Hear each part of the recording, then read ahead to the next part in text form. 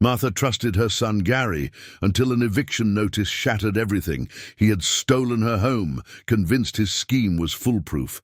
But he didn't count on Violet. With one click, his own voice echoed in court, cold, calculated, undeniable. In seconds, Gary fell from confident heir to exposed fraud. But was it enough to stop his greed? Want to know what happened next? Watch until the end for this emotional story full of twists. Tell us where you're watching from in the comments. And don't forget to subscribe for more incredible stories. Martha Sanders had lived in the same cozy house for over 40 years. Every creaky floorboard, every sunlit window held a memory. Rocking her baby boy to sleep, laughing with her late husband on the porch, baking cookies for her granddaughter. Violet. Home wasn't just a place, it was her history, her safe haven. At 78, she moved a little slower, but her heart remained full.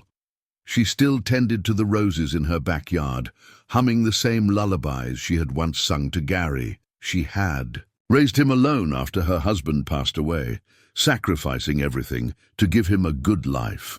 She believed she had done right by him, so when Gary suggested that he help handle her paperwork to make things easier for her, Martha never questioned it. He was her son. Why wouldn't she trust him? He was always so charming, always had a reassuring smile. "It's just to simplify things, Mom," he had said one evening over dinner, sliding the papers in front of her. "If anything happens, we don't want any legal headaches, right?" She had smiled and nodded, her failing eyesight barely making out the small text. With a quick stroke of her pen, she signed.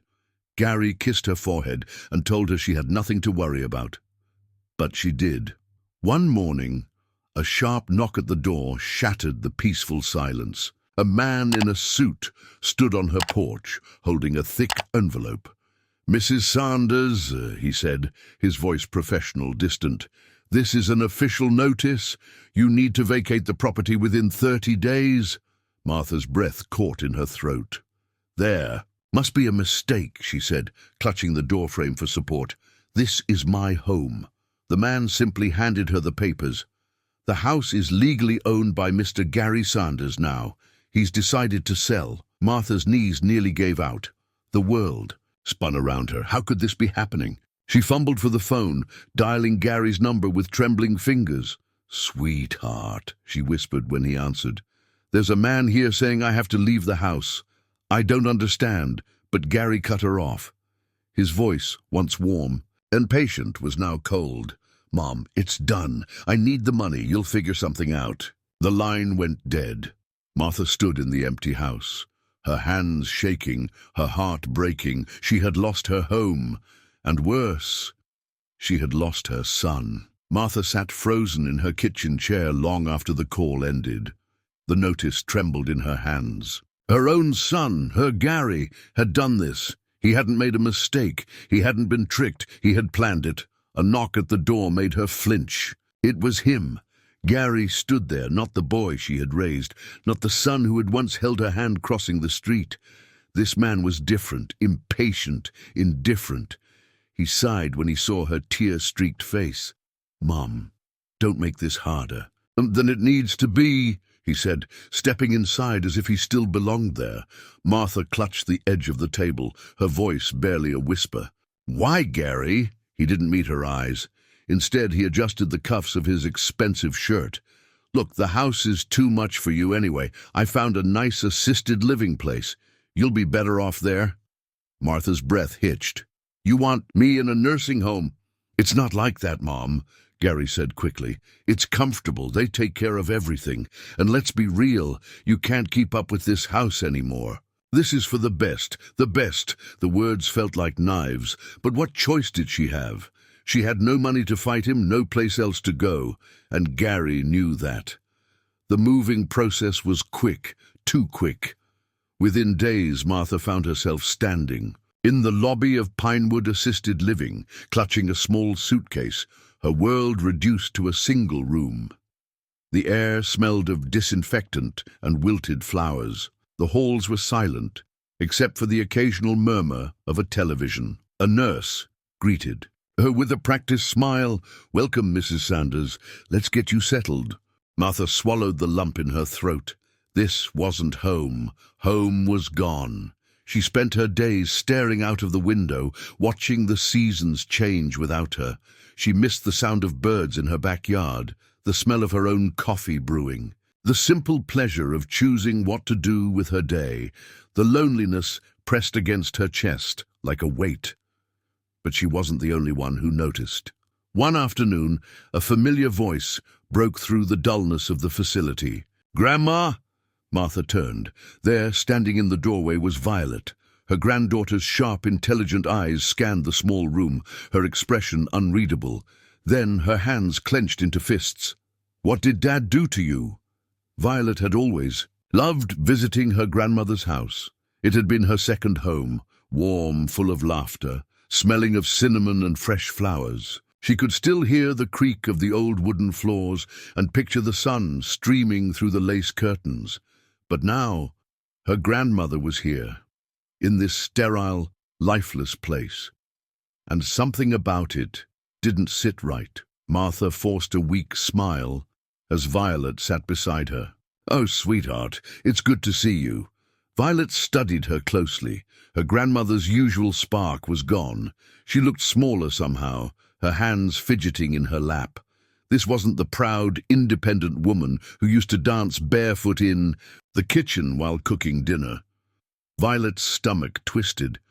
"Grandma, what happened?" Martha hesitated.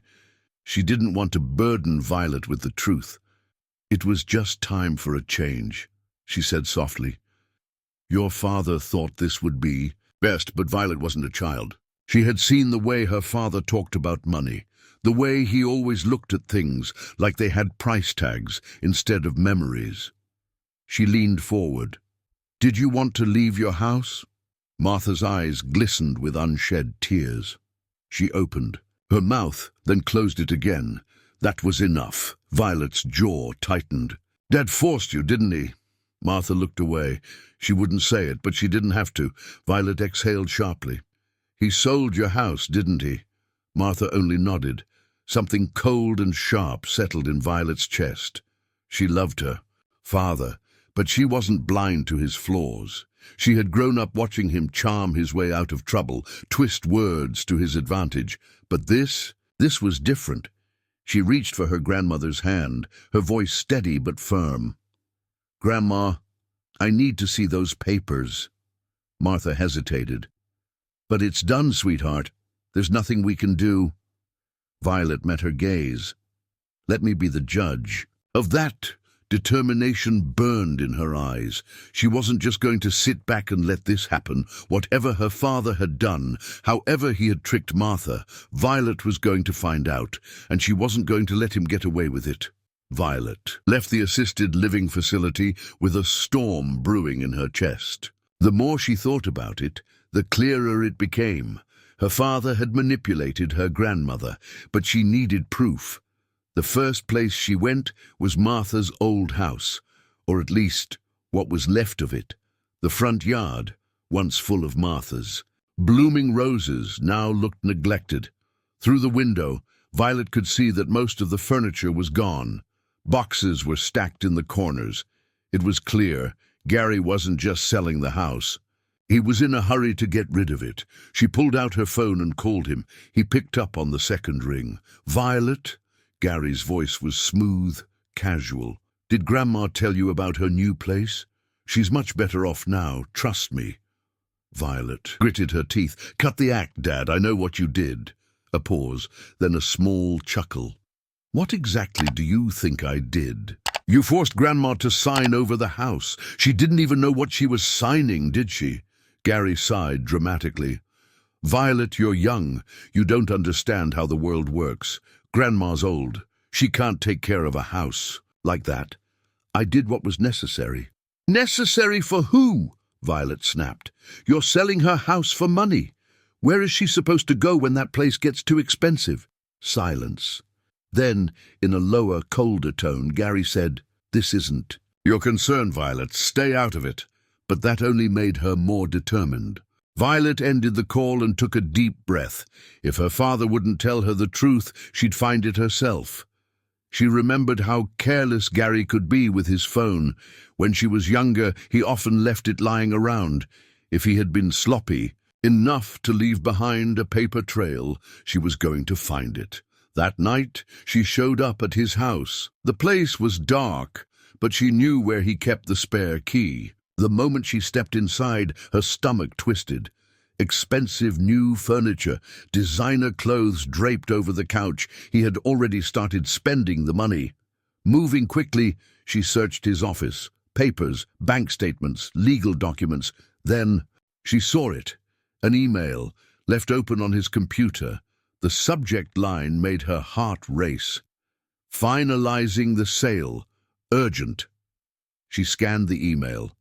It was a direct message to the buyer, confirming the final transfer of the house. And then, at the bottom, a forwarded message from Gary's lawyer. She has no idea what she signed. By the time she realizes, it'll be too late. Violet's hands clenched into fists. Her father had tricked Martha, and now she had proof. Violet's heart pounded as she copied the email onto a flash drive. Her hands trembled, not with fear, but with anger. This was worse than she had imagined. Her father hadn't just taken advantage of Martha's trust. He had deliberately tricked her, knowing full well that she didn't understand what she was signing. And now he was about to make it permanent. Violet had to move fast. She left the house as quietly as she had entered, gripping the flash drive like it was a lifeline. But something told her this wasn't enough. Her dad was slick. He could talk. His way out of an email. She needed something stronger, and that's when she remembered. Gary always kept voice memos on his phone, little reminders, notes to himself. If he had been careless enough to write about his deception, maybe he had talked about it too. She pulled out her own phone and scrolled through her contacts. There was only one person who might be able to help. Ryan. Ryan was her ex-boyfriend. They hadn't talked much since they broke up last year, but he was a tech genius, one of those guys who could hack into just about anything. And right now, she needed his skills more than ever. She took a deep breath and called him. He answered on the second ring. "Violet? Wow, didn't think I'd hear from you again." "No time for small talk," she said quickly. "I need your help. It's about my dad. It's serious." A pause. Then curiosity in his voice. "Go on." She explained everything in rushed sentences, the forged documents, the house, the email she found. Then she got to the point. "I need to access his voice memos. If there's a recording of him talking about this, it could be the thing that takes him down." Ryan let out a low whistle. "That's some heavy stuff, Vi. You sure about this?" 100%. Another pause. Then he said, "All right, meet me in an hour." An hour later, they sat in Ryan's tiny apartment, surrounded by wires and glowing computer screens. He worked fast, pulling up backups from Gary's phone, using an old sync from the cloud. Violet watched, her nails digging into her palm. Then, suddenly, a list of audio recordings appeared on the screen. Ryan clicked on the most recent one. Gary's voice filled the room, clear as day. "She's old, frail. She won't even know what hit her. Once the sale is final, I don't care where she goes. I just want my money." Violet's stomach twisted. She had always known her father was selfish, but this was pure evil. She turned to Ryan, her eyes blazing. "Can you send this to me?" Ryan smirked. "Already did." Violet exhaled. She had what she needed. Now it was time to make her father pay.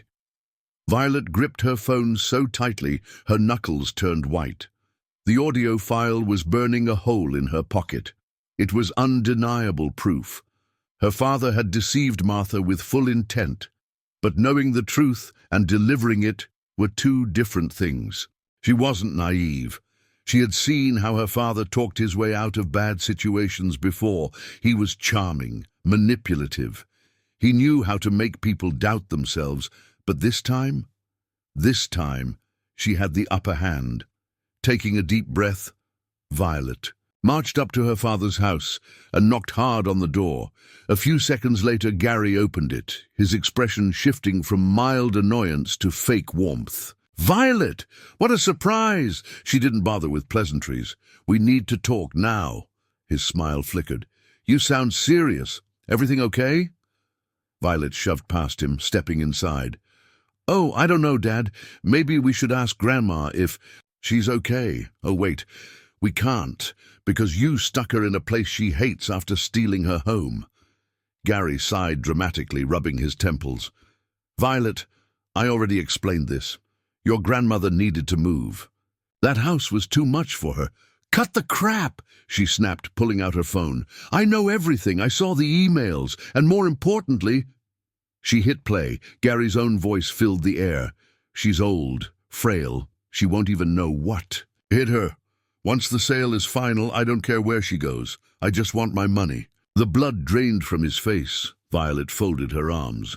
Anything you want to say now? For a moment, Gary was silent. Then, like a switch flipping, his face twisted into anger. Where did you get that? Violet smirked. Doesn't matter. What matters is that I have it, and Grandma's lawyer will have it too, unless you fix this right now. Gary scoffed, but there was nervousness behind his eyes. You think one little recording is enough to undo a legal transaction? I own that house, Violet. What are you going to do? Call the cops? Violet took a step closer, her voice steady. If I have to. Yeah. But first, I'm taking this to Grandma's. Lawyer, and when this goes to court, that house is going back to her, and you... She let the words hang for a second. You're going to lose everything. For the first time, real fear flickered across Gary's face. Violet turned toward the door. Oh, and one more thing? She glanced back. I used to wish I was more like you, smart, persuasive, but now I see you for what you are, and I'll never be like you. Then, without another word, she walked out. She didn't need to see his reaction. She knew she had won this round, but the fight wasn't over yet. The real battle would happen in court. Violet didn't go straight to the lawyer. First, she went back to Pinewood Assisted Living. Her grandmother deserved to hear it from her first. When she stepped into Martha's small room, she found her sitting by the window, staring out at the grey sky. It was a quiet, almost lifeless scene, one that made Violet's chest tighten with guilt. How had it come to this? Martha turned at the sound of footsteps. Oh, sweetheart, she said softly. You're back. Violet sat beside her and took her hand.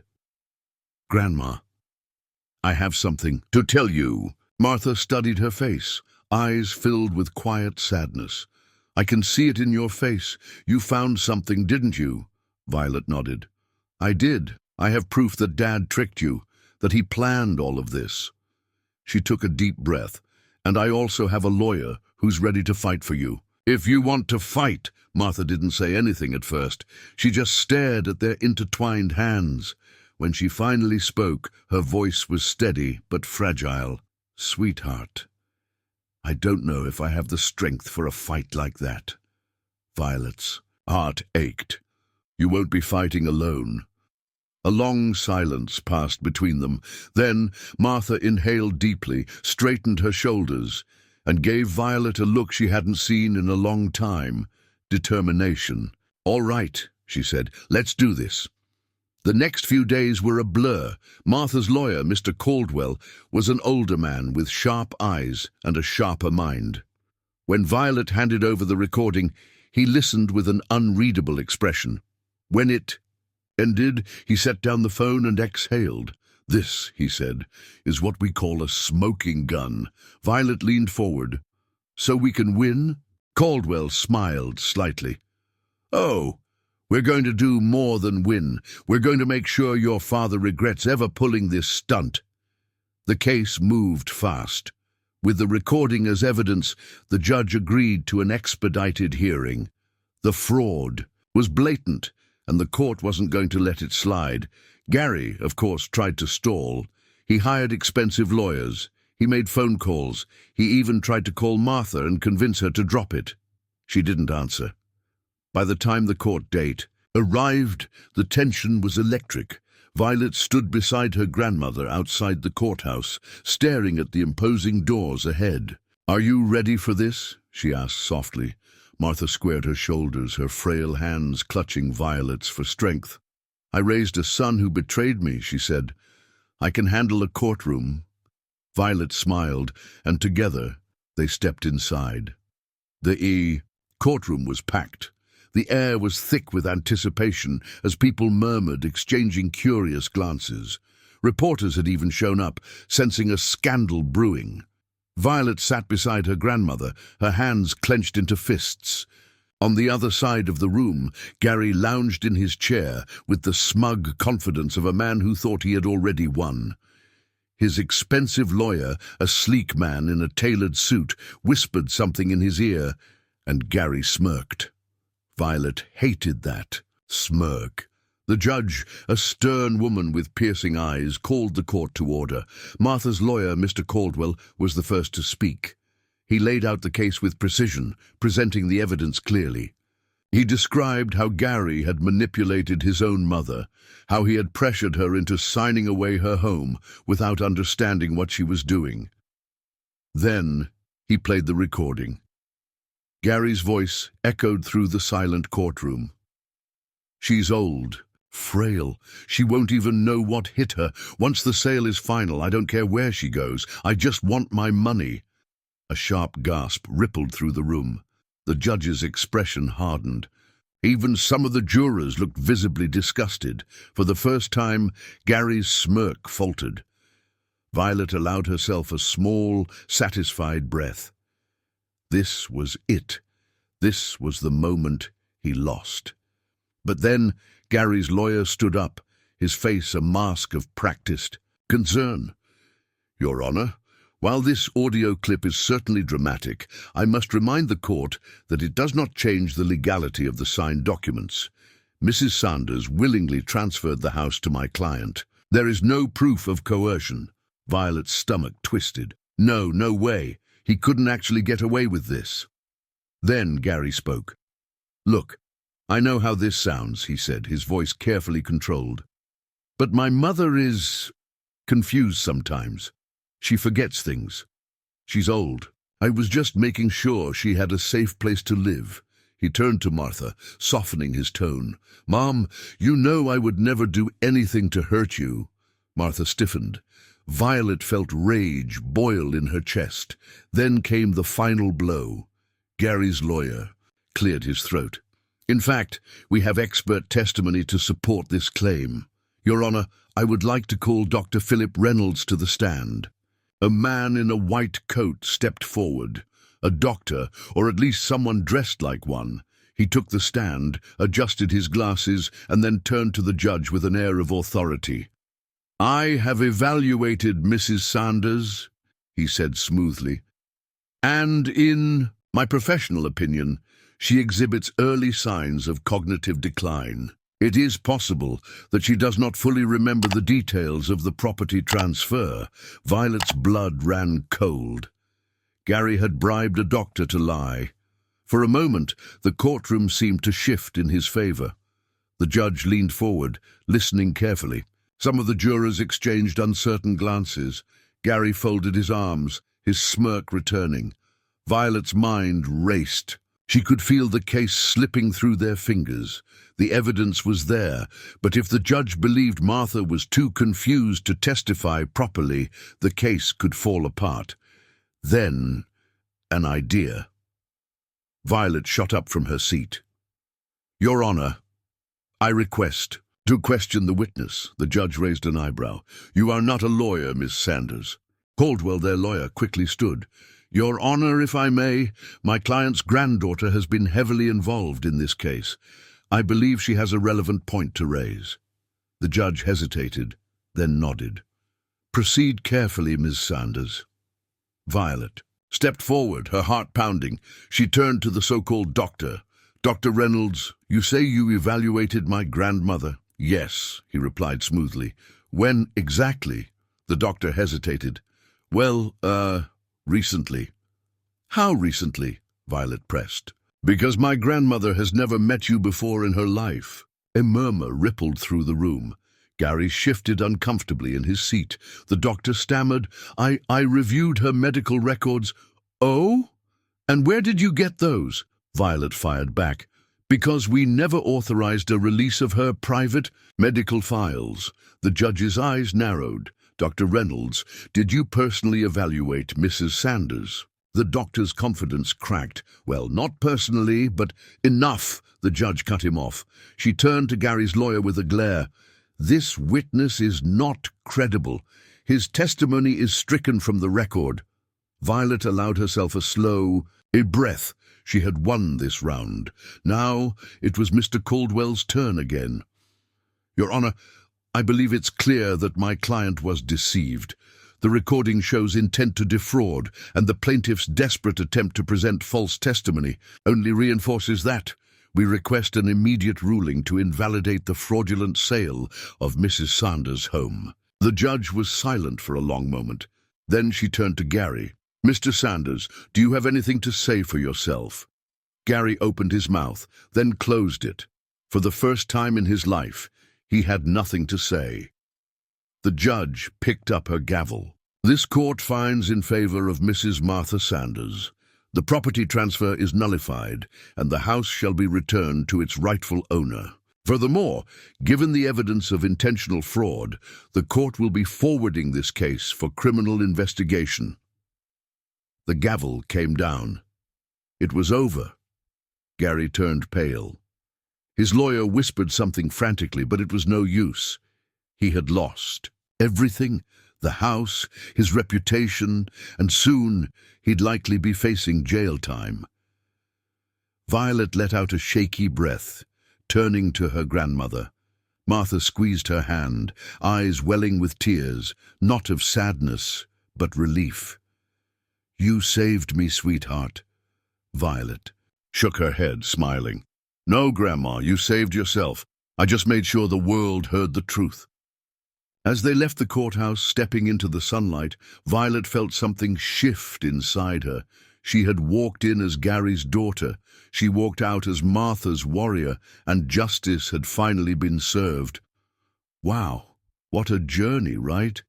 If this story kept you on the edge of your seat, imagine what else we have in store for you. We bring you powerful, emotional stories just like this, stories of justice, betrayal, and redemption. So, if you don't want to miss out on the next one, make sure to hit that subscribe button and turn on notifications. It helps us a lot, and it means we get to keep sharing these incredible stories with you. Thanks for watching, and we'll see you in the next one.